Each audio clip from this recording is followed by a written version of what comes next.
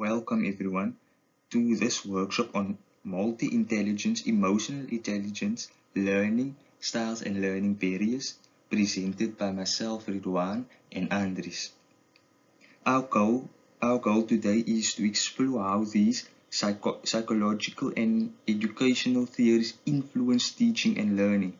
By understanding how students process information differently and how emotional intelligence play a role in education. What is intelligence? So, intelligence has been narrowly defined as cognitive ability, often measured through standard IQ tests. However, modern research in psychology suggests that intelligence is multidimensional. Howard Gardner's groundbreaking theory of multiple intelligence challenged the controversial view, advocating that intelligence manifests over various domains beyond linguistic and logical reasoning. This concept of emotional intelligence highlighted the critical role of self-awareness and emotional regulation in personal and academic success.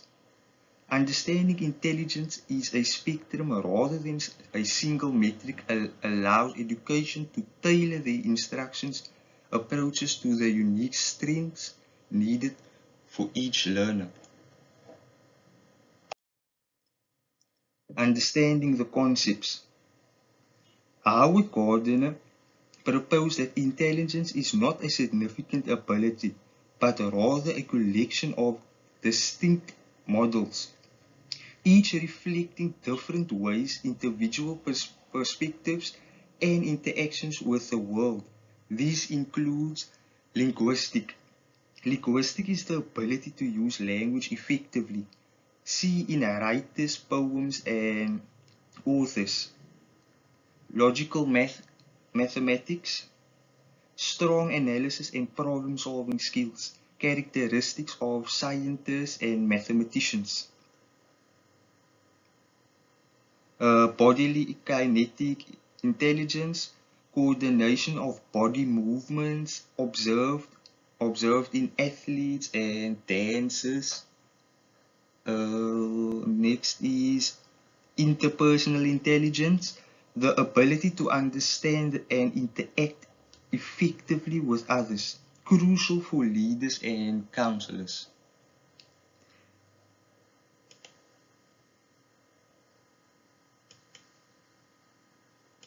Emotion, emotional intelligence.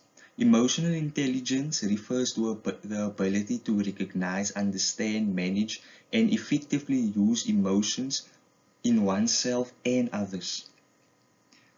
Self-awareness recognizes one's emotion and their impact on behavior. Self-recognition, the ability to manage emotional reactions constructively. Empathy, the capacity to understand and share the feelings of others, not just thinking of one's own. And social skills is the ability to build positive relationships and communicate effectively.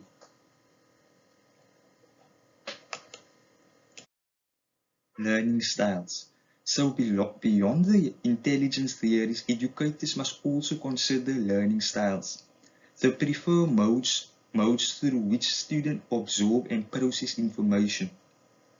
For example, visual learners benefit from diagrams, charts, and different types of representations.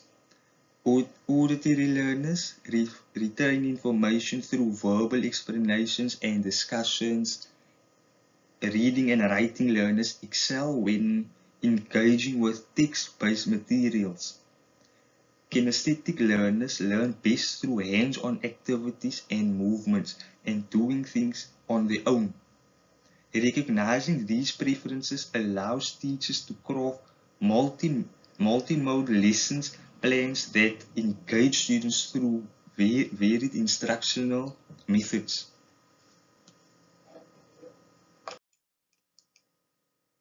How multiple intelligence and learning styles are presented in the classroom. In the classroom, multiple intelligence manifests in distinct ways. Consider this as a student who struggles with traditional reading and comprehension might excel in storytelling or public speaking, demonstrating high linguistic intelligence in an alternative format. Similarly, a child who finds it challenging to solve mathematical equations on paper may better grasp concepts through hands-on experience, indicating a preference for bodily kinesthetic intelligence. Effective effective educators integrate multiple intelligence by diversifying instructional strategies. For instance, visual learners benefit from graphics, and so on. Characteristics of emotionally intelligent teachers. An effective educator or teacher embodies emotional intelligence in the following ways: empathy, recognizing and addressing student concerns; patience, provide individual support without frustrations, as it helps students without frustration; effective communication, it expresses ideas clearly; self-awareness, recognize their own bias and emotions. So as a teacher, we must uh, take note of our classroom setting and how learners are reacting to materials being taught to them. Their adaptability comes in where you need to adjust methods to suit your students. Conflict resolution skills is like managing disputes, and motivation and passion for teaching. This is one of the most important in a classroom, as it encourages student growth and motivates learners to be part and interactive in the classroom.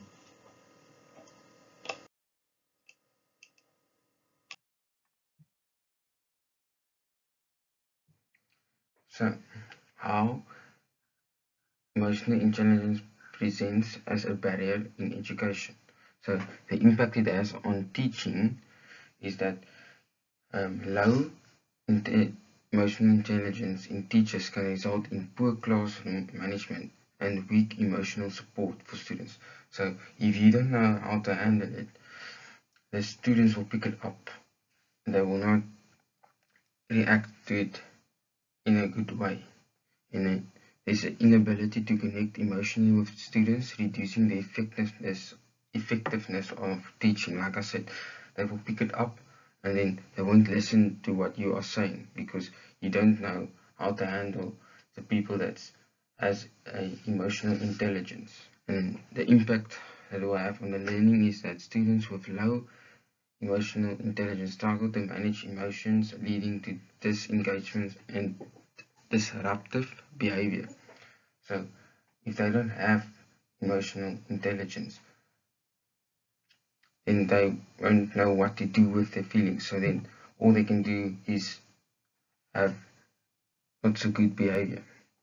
And then poor emotional regulation can hinder learning and social interactions in the classroom. So if you want to interact with some learners, you want to react to this specific learner and he doesn't have emotional intelligence,